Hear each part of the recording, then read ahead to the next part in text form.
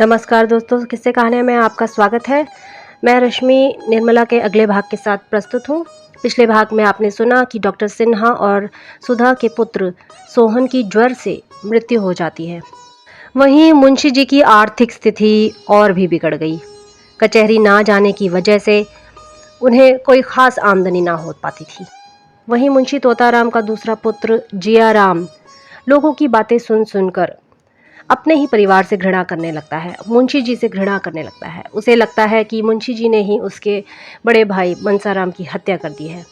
इसी बात पर डॉक्टर सिन्हा उसे समझाते भी हैं और वो काफ़ी हद तक समझ भी जाता है, परंतु जब भी मुंशी जी से उसकी बात होती है तो वो फिर से अड़ जाता है। तो चलिए आगे सुनते हैं कहानी में क्या होता है। निर्मला का भाग 11 प्रस्तुत है। अब की सुधा के साथ निर्मला को भी आना पड़ा। वह तो मैके में कुछ और दिन रहना चाहती थी, लेकिन शोकातुर सुधा अकेले कैसे रहती, उसको आखिर आना ही पड़ा। रुक्मिणी ने भूंगी से कहा, देखती है बहू मैके से कैसा निखर कर आई है। भूंगी ने कहा, दीदी माँ के हाथ की रोटियां लड़कियों को बहुत अच्छी लगती है। रुक्मिणी बोली, ठीक कहती है भूंगी, खिलाना तो बस माँ ही जानती है। निर्मला को ऐसा मालूम हुआ कि घर का कोई आदमी उसके आने से खुश नहीं। मुंशी जी ने खुशी तो बहुत दिखाई, पर हृदयगत चिंता को ना छिपा सके। बच्ची का नाम सुधा ने आशा रख दिया था। वह आशा की मूर्ति सी थी भी, देखकर सारी चिंता भाग जाती थी। मुंशी जी ने उसे गोद में लेना चाहा तो रोने लगी, दौड़कर माँ से लिपट गई, मानो पिता को पहचानती ही नहीं। मुंशी जी ने मिठाइयों से उसे परचाना चाहा। घर में कोई नौकर तो था नहीं, जाकर सियाराम से 2 आने की मिठाई लाने को कहा। जियाराम भी बैठा हुआ था, बोल उठा, हम लोगों के लिए तो कभी मिठाइयाँ नहीं आती। मुंशी जी ने झुंझलाकर कहा, तुम लोग बच्चे नहीं हो। जियाराम बोला, और क्या बूढ़े हैं? मिठाइयाँ मंगवा कर रख दीजिए तो मालूम हो कि बच्चे हैं या बूढ़े। निकालिए 4 आना और आशा के बदौलत हमारे नसीब भी जागे। मुंशी जी बोले, मेरे पास इस वक्त पैसे नहीं, जाओ सिया जल्दी लाना। जियाराम बोला, सिया नहीं जाएगा, किसी का गुलाम नहीं है। आशा अपने बाप की बेटी है तो वह भी अपने बाप का बेटा है। मुंशी जी बोले, क्या फजूल की बातें करते हो, नन्ही सी बच्ची की बराबरी करते तुम्हें शर्म नहीं आती। जाओ सियाराम ये पैसे लो। जियाराम बोला, मत जाना सिया, तुम किसी के नौकर नहीं हो। सिया बड़ी दुविधा में पड़ गया, किसका कहना माने। अंत में उसने जियाराम का कहना मानने का निश्चय किया।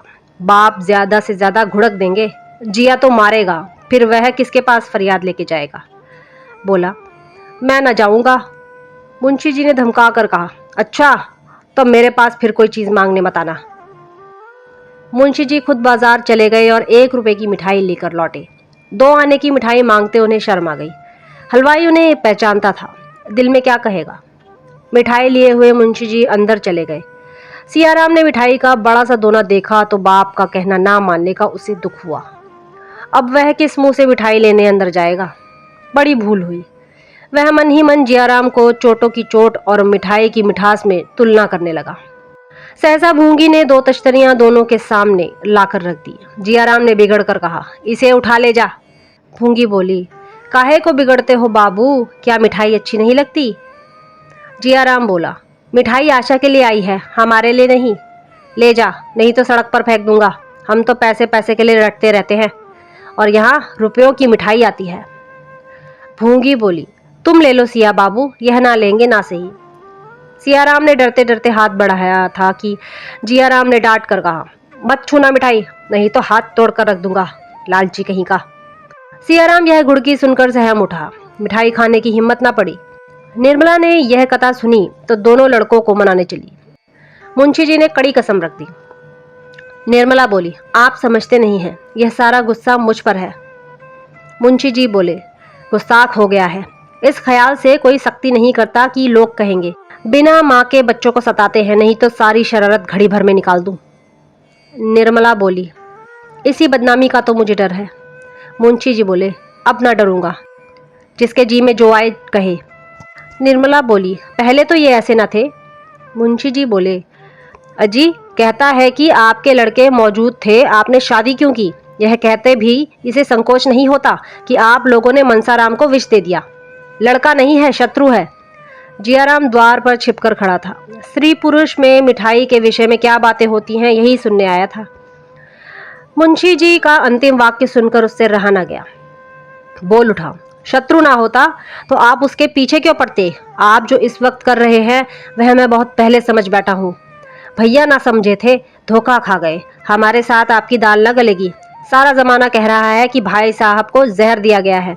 मैं कहता हूँ तो आपको गुस्सा क्यों आता है? निर्मला तो सन्नाटे में आ गई। मालूम हुआ किसी ने उसकी देह पर अंगारे डाल दिए हो।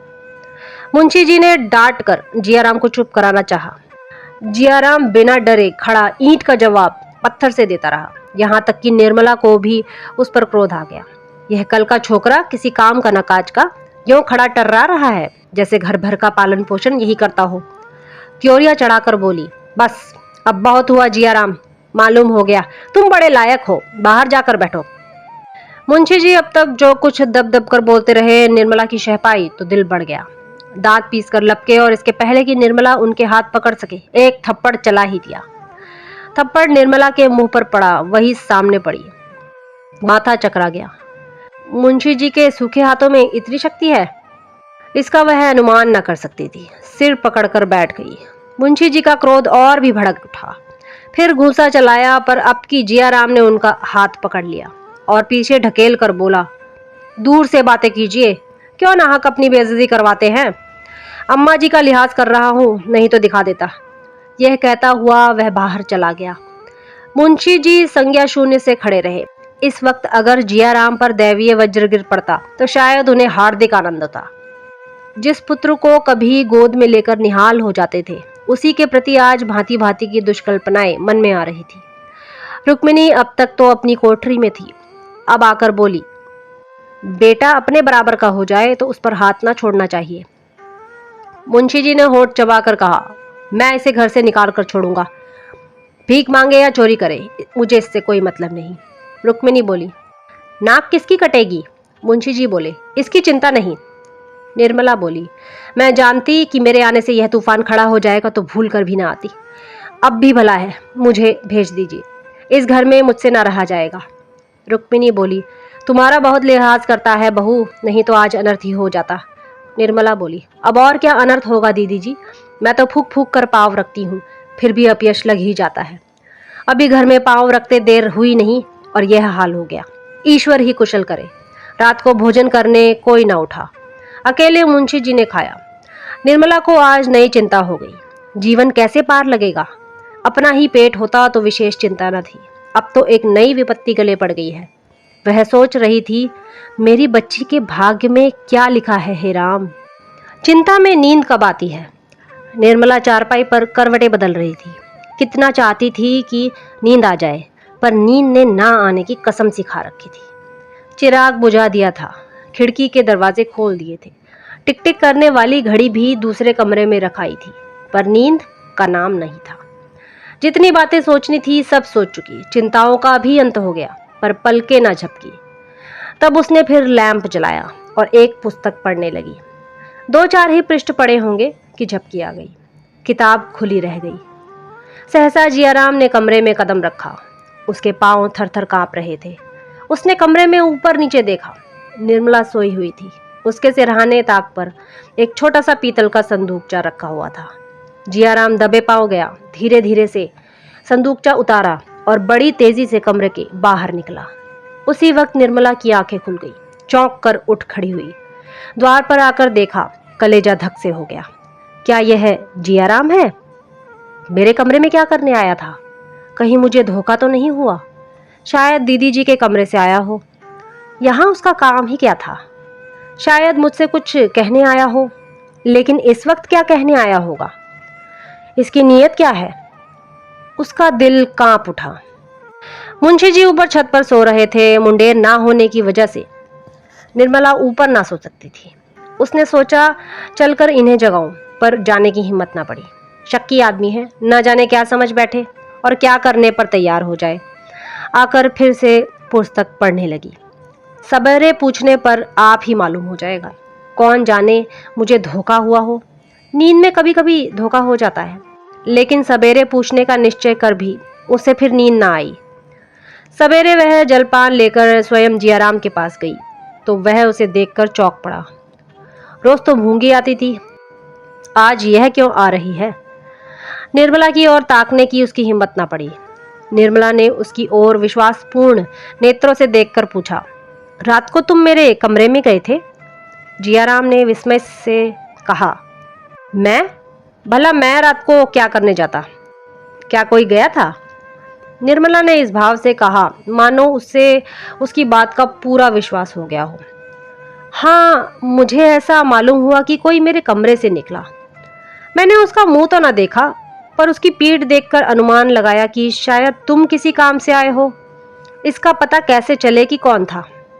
कोई था जरूर, इसमें कोई संदेह नहीं। जियाराम अपने को निरपराध सिद्ध करने की चेष्टा करने लगा। कहता, मैं तो रात को थिएटर देखने चला गया था। वहां से लौटा तो एक मित्र के घर लेट रहा। थोड़ी देर हुई लौटा हूं। मेरे साथ और भी कई मित्र थे, जिससे जी चाहे पूछ लें।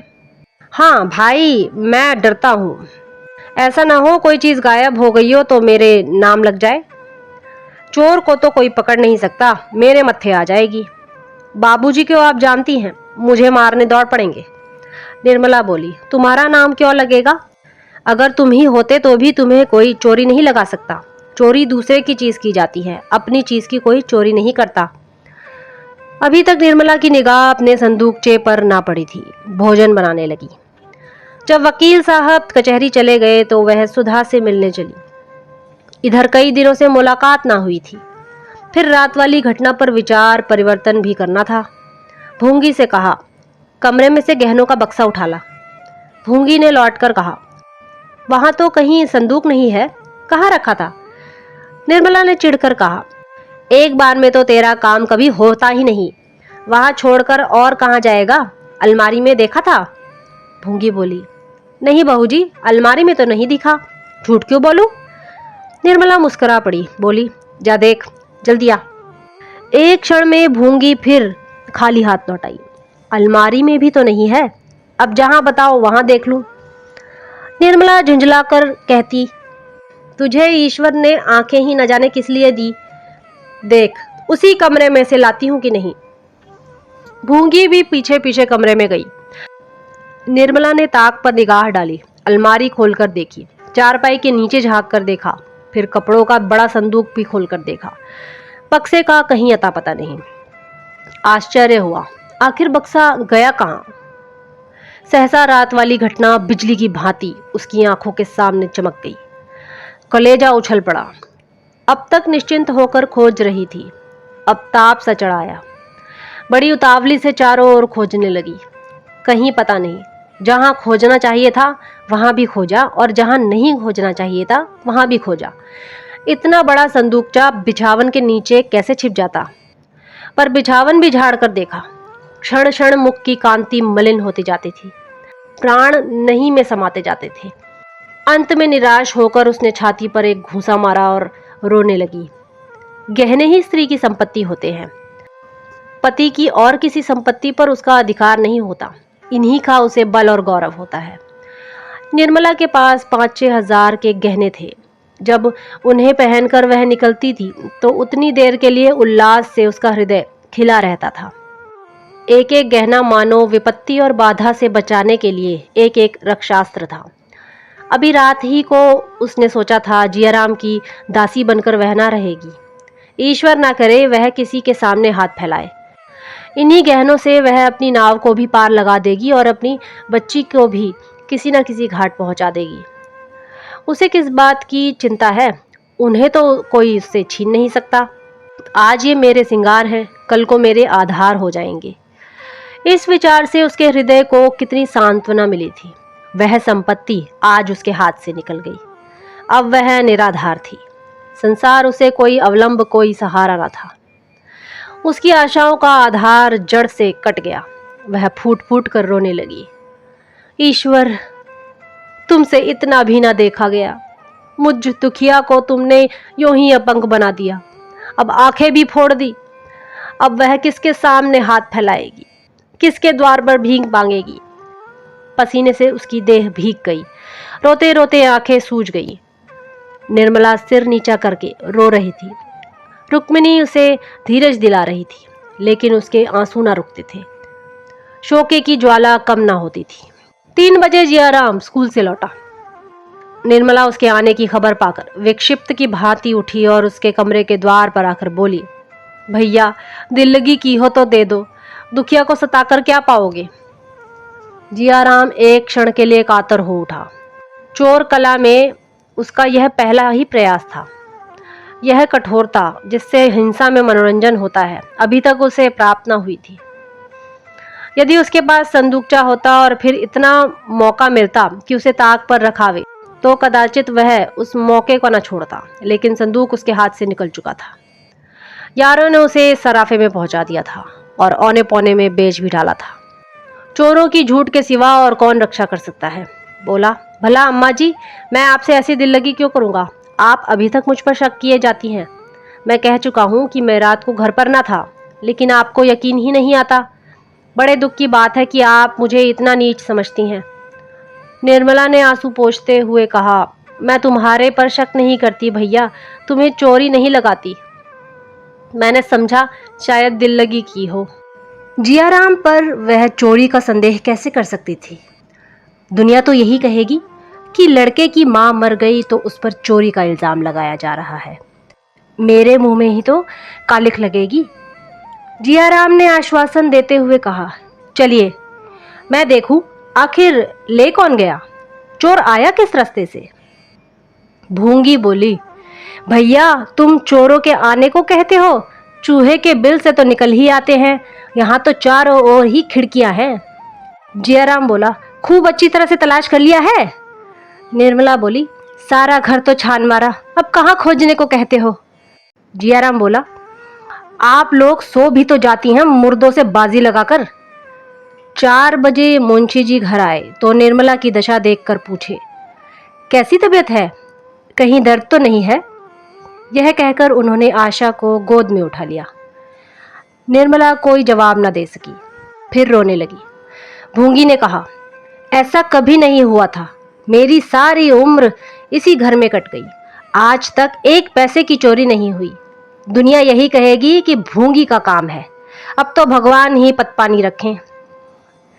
मुंशी जी अचकन के बटन खोल रहे थे, फिर बटन बंद करते हुए बोले, क्या हुआ, कोई चीज चोरी हो गई। भूंगी बोली, बहू जी के सारे गहने उठ गए। मुंशी जी बोले, रखे कहाँ थे। निर्मला ने सिसकियां लेते हुए रात की सारी घटना बयान कर दी, पर जियाराम की सूरत के आदमी के अपने कमरे से निकलने की बात न कही। मुंशी जी ने ठंडी सांस भरकर कहा, ईश्वर भी बड़ा अन्यायी है, जो मरे उन्हीं को मारता है। मालूम होता है बुरे दिन आ गए हैं, मगर चोर आया तो किधर से, कहीं सेंध तो नहीं पड़ी, और किसी तरफ से आने का रास्ता नहीं। मैंने तो कोई ऐसा पाप नहीं किया जिसकी मुझे यह सजा मिल रही है। बार बार कहता रहा, गहने का संदूकचा ताक पर मत रखो, मगर सुनता कौन है। निर्मला बोली, मैं क्या जानती थी कि यह गजब टूट पड़ेगा। मुंशी जी बोले, इतना तो जानती थी कि सब दिन बराबर नहीं जाते, आज बनवाने जाऊं तो इस 1000 से कम ना लगेंगे। आजकल अपनी जो दशा है वह तुमसे छुपी नहीं, खर्च भर का मुश्किल से निकलता है, गहने कहाँ से बनेंगे। जाता हूँ, पुलिस में इत्तला कराता हूँ, पर मिलने की उम्मीद न समझना।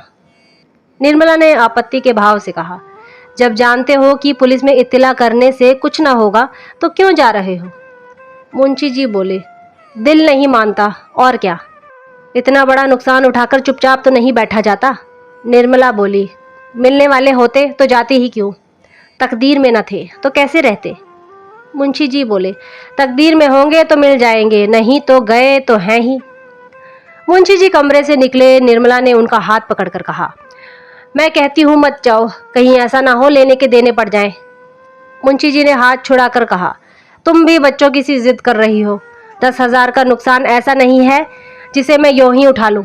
मैं रो नहीं रहा हूं, पर मेरे हृदय पर जो बीत रही है वह मैं ही जानता हूं।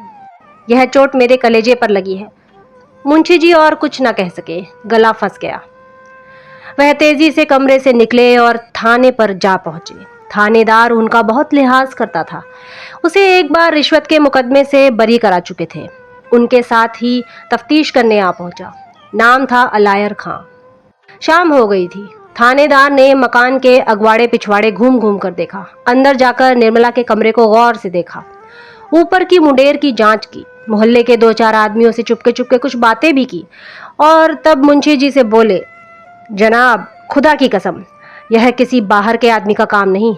खुदा की कसम, अगर कोई बाहर का आदमी निकले तो आज से ही थानेदारी करना छोड़ दूं। आपके घर में कोई मुलाजिम ऐसा तो नहीं जिस पर आपको शक हो? मुंशी जी बोले, घर में तो आजकल सिर्फ एक मेहरी है। थानेदार बोले, अजी, वह पगली है। यह किसी बड़े शातिर का काम है, खुदा कसम। मुंशी जी बोले, तो घर में और कौन है? मेरे 2 लड़के हैं, स्त्री है और बहन है। इनमें से किस पर शक करूं? थानेदार बोला, खुदा की कसम, घर ही के किसी आदमी का काम है, चाहे वह कोई भी हो। इंशाअल्लाह 2-4 दिन में मैं आपको इसकी खबर भी दे दूंगा। यह तो नहीं कह सकता कि माल भी सब मिल जाएगा, पर खुदा की कसम चोर जरूर पकड़ के दिखलाऊंगा। थानेदार चला गया तो मुंशी जी ने आकर निर्मला से उसकी बातें कही। निर्मला सहम उठी। आप थानेदार से कह दीजिए तफ्तीश ना करे, आपके पैरों पड़ती हूँ। मुंशी जी बोले, आखिर क्यों? निर्मला बोली, अब क्यों बताऊं? वह कह रहा है कि घर के ही किसी आदमी का काम है। मुंशी जी बोले, उसे बकने दो। जियाराम अपने कमरे में बैठा हुआ भगवान को याद कर रहा था। उसके मुंह पर हवाइयां उड़ रही थी। सुन चुका था कि पुलिस वाले चेहरे से भांप जाते हैं। बाहर निकलने की हिम्मत ना पड़ी थी। दोनों आदमियों में क्या बात हो रही थी यह जानने के लिए छटपटा रहा था। ज्यों ही थानेदार चला गया और भूंगी किसी काम से बाहर निकली, जियाराम ने पूछा, थानेदार क्या कह रहा था भूंगी? भूंगी ने पास आकर कहा, थानेदार कहता था घर ही के किसी आदमी का काम है, बाहर का कोई नहीं है। जियाराम बोला, बाबूजी ने कुछ नहीं कहा? भूंगी बोली, कुछ तो नहीं कहा, खड़े खड़े बस हूं हूं करते रहे। घर में एक भूंगी ही गैर है ना, और तो सब अपने ही हैं। जियाराम बोला, मैं भी तो गैर ही हूं, तू ही क्यों? भूंगी बोली, तुम गैर काहे हो भैया? जियाराम बोला, बाबूजी ने थानेदार से कहा नहीं घर में किसी पर उनका शको शुबहा नहीं है। भूंगी बोली, कुछ तो कहते नहीं सुना? बेचारे थानेदार ने भले ही कहा, भूंगी तो पगली है, वह क्या चोरी करेगी, बाबूजी तो मुझे फंसाए ही देते। जियाराम बोला, तब तो तू भी निकल गई, अकेला मैं ही रह गया। तू ही बता, तूने मुझे उस दिन घर में देखा था? भूंगी बोली, नहीं भैया, तुम तो थिएटर देखने गए थे। जियाराम बोला, गवाही देगी ना? भूंगी बोली, यह क्या कहते हो भैया, बहूजी तफ्तीश बंद करा देंगी। जियाराम बोला, सच? भूंगी बोली, हाँ भैया, बार बार कहती हैं कि तफ्तीश ना कराओ, गहने गए जाने दो, पर बाबूजी मानते ही नहीं। 5-6 दिन तक जियाराम ने पेट भर भोजन नहीं किया। कभी 2-4 कौर खा लेता, कभी कह देता भूख नहीं है। उसके चेहरे का रंग उड़ा रहता था। रातें जागते कटती थी। प्रति क्षण थानेदार की शंका बनी रहती थी। यदि वह जानता कि मामला इतना तूल खींच लेगा तो कभी ऐसा काम न करता। उसने तो समझा था किसी चोर पर शक व शुबहा होगा, मेरी तरफ किसी का ध्यान भी न जाएगा, पर अब भांडा फूटता हुआ मालूम पड़ता था। अभागा थानेदार जिस ढंग से छानबीन कर रहा था उससे जियाराम को बड़ी शंका हो रही थी। 7वें दिन संध्या समय घर लौटा तो बहुत चिंतित था। आज तक उसे बचने की कुछ न कुछ आशा थी। माल अभी तक कहीं बरामद न हुआ था, पर आज उसे माल के बरामद होने की खबर मिल गई थी। इसी दम थानेदार कांस्टेबल के लिए आता होगा। बचने को कोई उपाय नहीं। थानेदार को रिश्वत देने से संभव है कि मुकदमे को दबा दे। रुपए हाथ में थे, पर क्या बात छिपी रहेगी? अभी माल बरामद नहीं हुआ, फिर भी सारे शहर में अफवाह थी कि बेटे ने ही माल उड़ाया है। माल मिल जाने पर तो गली गली बात फैल जाएगी, फिर वह किसी को मुंह न दिखा सकेगा। मुंशी जी कचहरी से लौटे तो बहुत घबराए हुए थे। सिर थामकर चारपाई पर बैठ गए। निर्मला ने कहा, कपड़े क्यों नहीं उतारते? आज तो और दिनों से देर हो गई है। मुंशी जी बोले, क्या कपड़े उतारूं? तुमने कुछ सुना? निर्मला बोली, क्या बात है, मैंने तो कुछ नहीं सुना। मुंशी जी बोले, माल बरामद हो गया, अब जिया का बचना मुश्किल है। निर्मला को आश्चर्य नहीं हुआ। उसके चेहरे से ऐसा जान पड़ा मानो उसे यह बात मालूम थी। बोली, मैं तो पहले ही कह रही थी कि थाने में मत इत्तला कीजिए। मुंशी जी बोले, तुम्हें जिया पर शक था?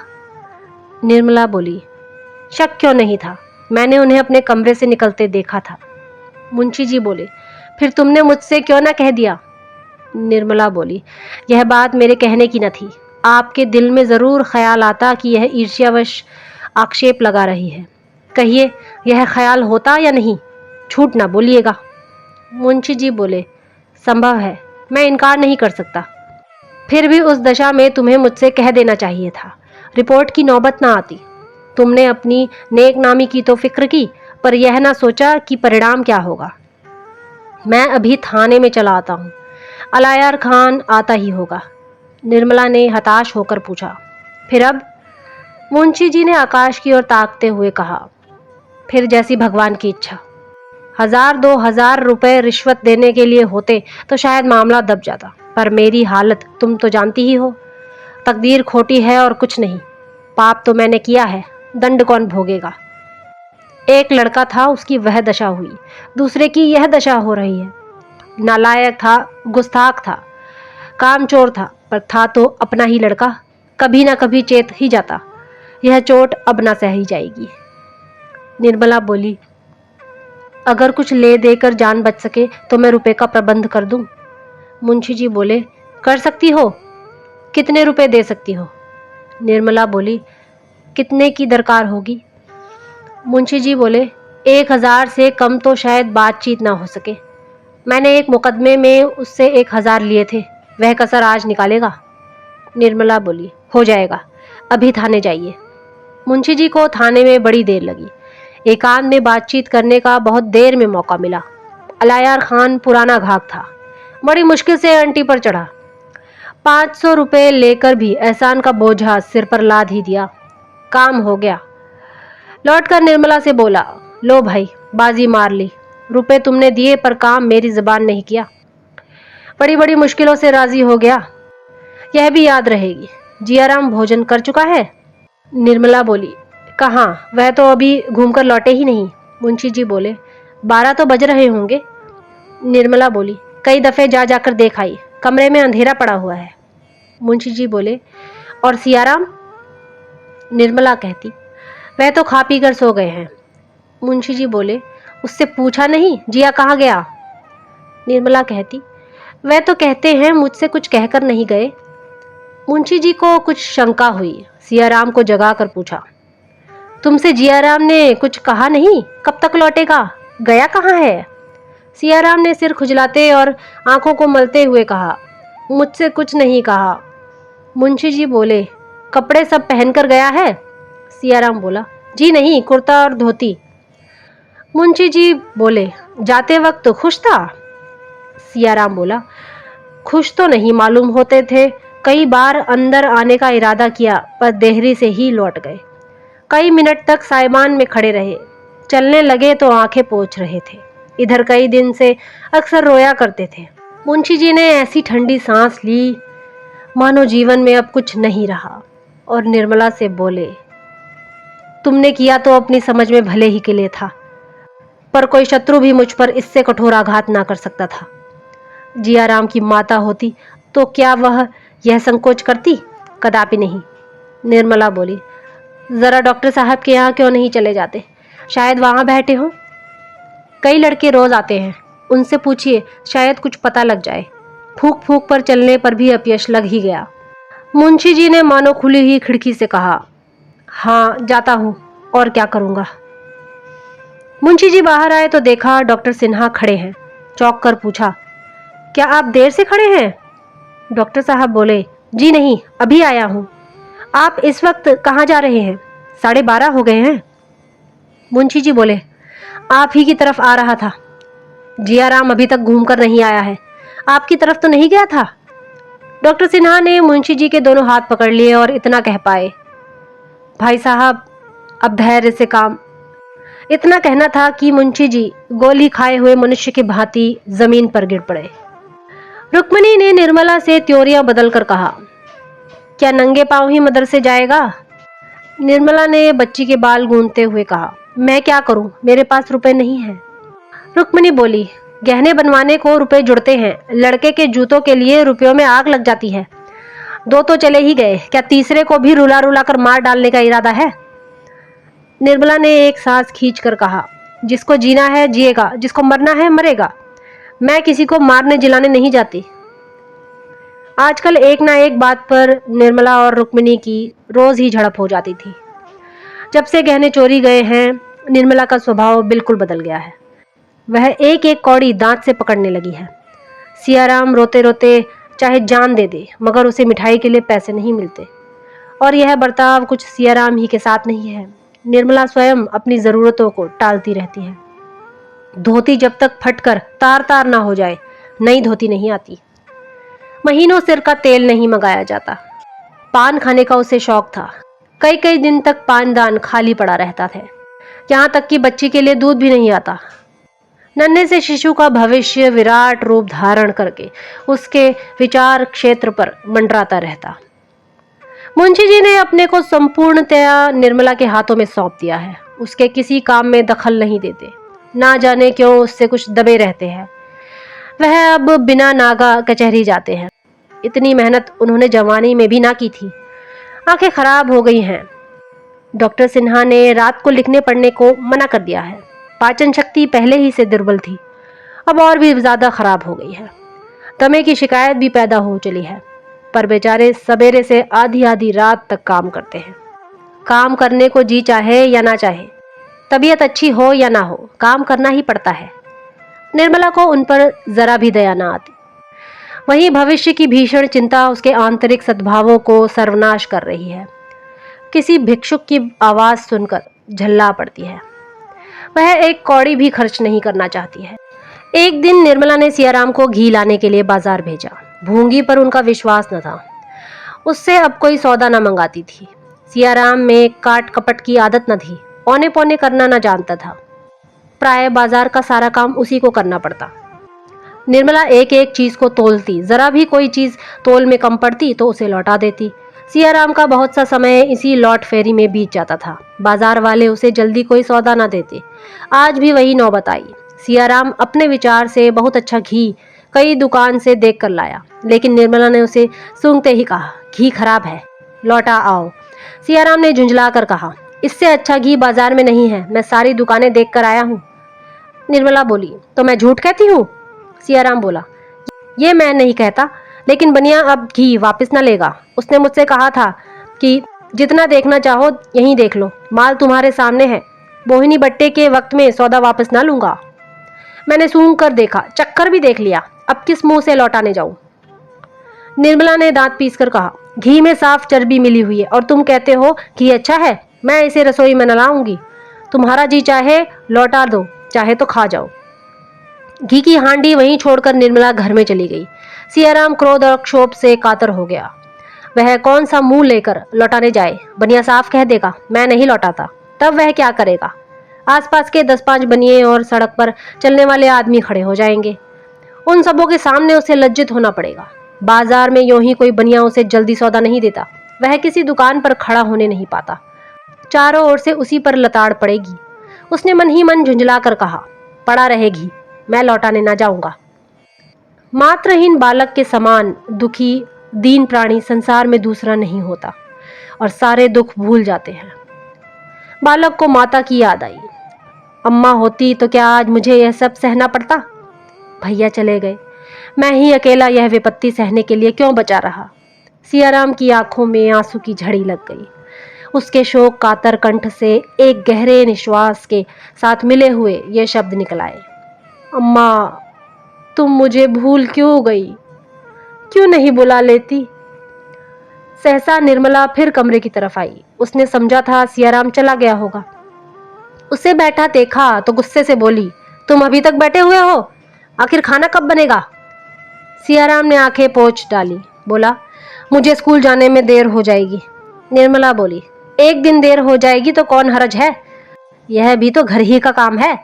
सियाराम बोला, रोज तो यही धंधा लगा रहता है, कभी वक्त पर स्कूल नहीं पहुंच पाता, घर पर भी पढ़ने का वक्त नहीं मिलता, कोई सौदा 2-4 बार लौटाए बिना नहीं जाता। डांट तो मुझ पर पड़ती है, शर्मिंदा तो मुझे होना पड़ता है, आपको क्या? निर्मला बोली, हाँ मुझे क्या, मैं तो तुम्हारी दुश्मन ठहरी, अपना होता तब तो उसे दुख होता। मैं तो ईश्वर से मनाया करती हूँ कि तुम पढ़ लिख कर ना सको, मुझ में सारी बुराइयां ही बुराइयां हैं, तुम्हारा कोई कसर नहीं। वे माता का नाम ही बुरा होता है, अपनी माँ विष भी खिलाए तो अमृत है, मैं अमृत भी पिलाऊं तो विष हो जाएगा। तुम लोगों के कारण मैं मिट्टी में मिल गई, रोते रोते उम्र कटी जाती है। मालूम ही ना हुआ कि भगवान ने किस लिए जन्म दिया था, और तुम्हारी समझ में मैं विहार कर रही हूँ। तुम्हें सताने में मुझे बड़ा मजा आ रहा है, भगवान भी नहीं पूछते कि सारी विपत्ति का अंत हो जाता। ये कहते कहते निर्मला की आंखें भर आई, अंदर चली गई। सियाराम उसको रोते देख सहम उठा। ग्लानि तो नहीं आई, पर शंका हुई कि ना जाने कौन सा दंड मिले। चुपके से हांडी उठा ली और घी लौटाने चला गया, इस तरह जैसे कोई कुत्ता किसी नए गांव में जाता है। उसे देखकर साधारण बुद्धि का मनुष्य भी अनुमान लगा सकता था कि वह अनाथ है। सियाराम ज्यों ज्यों आगे बढ़ता जाता, आने वाले संग्राम के भय से उसकी हृदय गति बढ़ती जाती थी। उसने निश्चय किया, बनिए ने घी ना लौटाया तो वह घी वहीं छोड़कर चला आएगा। झक मारकर बनिया आप ही बुलाएगा। बनिए को डांटने के लिए भी उसने शब्द सोच लिए। वह कहेगा, क्यों साहू जी आंखों में धूल झोंकते हो, दिखाते हो चोखा माल और देते हो रद्दी ही का माल। पर यह निश्चय करने पर भी उसके पैर आगे बहुत धीरे धीरे उठते थे। वह यह नहीं चाहता था बनिया उसे आता हुआ देखे। वह अकस्मात ही उसके सामने पहुंच जाना चाहता था, इसलिए वह चक्कर काटकर दूसरी गली से बनिए की दुकान पर गया। बनिए ने उसे देखकर ही कहा, हमने कह दिया था कि हम सौदा वापस ना लेंगे, बोलो कहा था कि नहीं? सियाराम ने बिगड़ कर कहा, तुमने वह घी कहाँ दिया जो दिखाया था? दिखाया एक माल, दिया दूसरा माल, लौटाओगे कैसे नहीं? क्या कुछ राजनी है?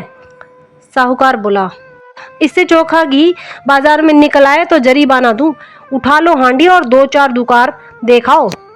सियाराम बोला, हमें इतनी फुर्सत नहीं, अपना घी लौटा लो। साहूकार बोला, घी ना लौटेगा। बनिए की दुकान पर एक जटाधारी साधु बैठा हुआ यह तमाशा देख रहा था। उठकर सियाराम के पास गया और हांडी का घी सूंघ कर बोला, बच्चा घी तो बहुत अच्छा मालूम होता है। साहूकार ने शह पाकर कहा, बाबा जी हम लोग तो आप ही इनको घटिया माल नहीं देते, खराब माल क्या जाने सुने ग्राहकों को दिया जाता है। साधु बोला, घी ले जाओ बेटा, बहुत अच्छा है। सियाराम रो पड़ा। घी को बुरा सिद्ध करने के लिए उसके पास अब क्या प्रमाण था? बोला, वही तो कहती हैं घी अच्छा नहीं है, लौटा आओ। मैं तो कहता था कि घी अच्छा है। साधु बाबा बोले, कौन कहता है? साहूकार बोला, इसकी अम्मा कहती होंगी, कोई सौदा उनके मन ही नहीं भाता। बेचारे लड़के को बार बार दौड़ाया करती है, सौतेली माँ है ना, अपनी माँ हो तो कुछ ख्याल भी करे। साधु ने सियाराम को सदैव नेत्रों से देखा, मानो उसे त्राण देने के लिए उनका हृदय विकल हो रहा हो। तब करुण स्वर में बोले, तुम्हारी माता का स्वर्गवास हुए कितने दिन हुए बच्चा? सियाराम बोला, 6ठा साल है। साधु बोले, तो तुम उस वक्त बहुत छोटे रहे होंगे। भगवान तुम्हारी लीला कितनी विचित्र है, इस दुधमुहे बालक को तुमने मात्र प्रेम से वंचित कर दिया। बड़ा अनर्थ करते हो भगवान। 6 साल का बालक और राक्षसी विमाता के पानले पड़ा। धन्य हो दयानिधि। साहजी बालक पर दया करो, घी लौटा लो, नहीं तो इसकी माता इसे घर में रहने ना देगी। भगवान की इच्छा से तुम्हारा घी जल्दी बिक जाएगा। मेरा आशीर्वाद तुम्हारे साथ रहेगा साहजी। साहजी ने रुपए वापस न किए। आखिर लड़के को फिर घी लेने आना ही पड़ा। ना जाने दिन में कितनी बार चक्कर लगाना पड़े, किस जालिये से पाला पड़ा है। सियाराम दिल से सोच रहा था, बाबा जी कितने दयालु हैं। इन्होंने सिफारिश न की होती तो साहजी क्या अच्छा घी देते। सियाराम घी लेकर चला तो बाबा जी भी उसके साथ हो लिए। रास्ते में मीठी मीठी बातें करने लगे। बच्चा, मेरी माता भी मुझे 3 साल का छोड़कर परलोक सिधारी थी। तभी से मात्र विहीन बालकों को देखता हूँ तो मेरा हृदय फटने लगता है। सियाराम ने पूछा, आपके पिताजी ने भी तो दूसरा विवाह कर लिया था? साधु बोले, हाँ बच्चा, नहीं तो आज साधु क्यों होता।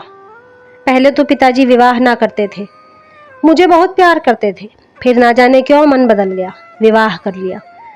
साधु हूँ, कटु वचन मुंह से नहीं निकालना चाहिए, पर मेरी भी माता जितनी ही सुंदर थी उतनी ही कठोर थी।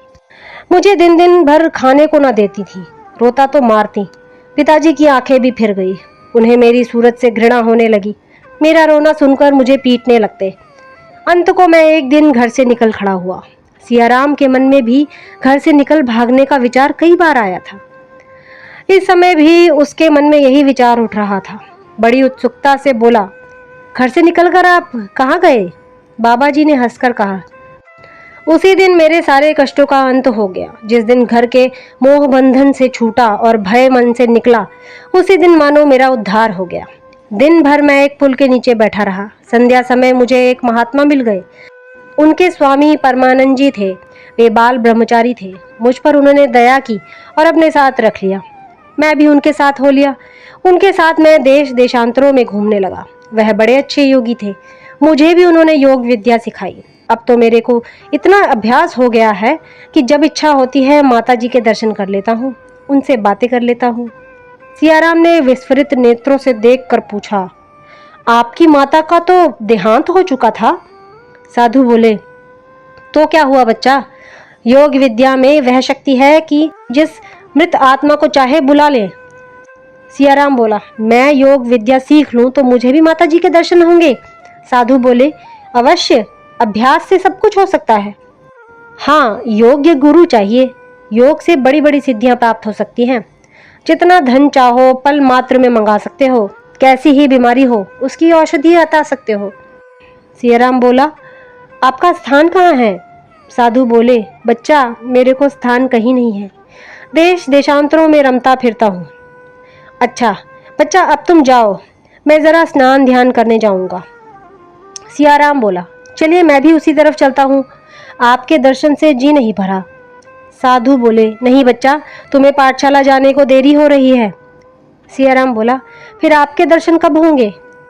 साधु बोले, कभी आ जाऊंगा बच्चा। तुम्हारा घर कहाँ है? सियाराम प्रसन्न होकर बोला, चलिएगा मेरे घर, बहुत नजदीक है, आपकी बड़ी कृपा होगी। सियाराम कदम बढ़ाकर आगे आगे चलने लगा। इतना प्रसन्न था मानो सोने की गठरी लिए जाता हो। घर के सामने पहुंचकर बोला, आइए बैठिए कुछ देर। साधु बोले, नहीं बच्चा, बैठूंगा नहीं, फिर कल परसों किसी समय आ जाऊंगा। यही तुम्हारा घर है? सियाराम बोला, कल किस वक्त आइएगा? साधु बोले, निश्चय नहीं कह सकता, किसी समय आ जाऊंगा। साधु आगे बढ़े तो थोड़ी ही दूर पर उन्हें एक दूसरा साधु मिल गया। उनका नाम था हरिहरानंद। परमानंद से पूछा, कहाँ कहाँ की सैर की? कोई शिकार फंसा? हरिहरानंद बोले, इधर चारों तरफ घूम आया, कोई शिकार न मिला। एक आध मिला भी तो मेरी हंसी उड़ाने लगा। परमानंद बोले, मुझे तो एक मिलता हुआ जान पड़ता है, फंस जाए तो जानू। हरिहरानंद बोले, तुम यूं ही कहा करते हो, जो आता है दो एक दिन के बाद भाग निकलता है। परमानंद बोला, अब की ना भागेगा, देख लेना। इसकी माँ मर गई है, बाप ने दूसरा विवाह कर लिया है, माँ भी सताया करती है, घर से ऊबा हुआ है। हरिहरानंद बोला, खूब अच्छी तरह, यही तरकीब सबसे अच्छी है।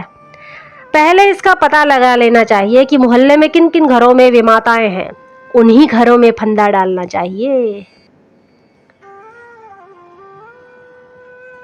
तो दोस्तों, ये था निर्मला का भाग 11। अगले भाग में फिर से मुलाकात होगी, तब तक के लिए नमस्कार।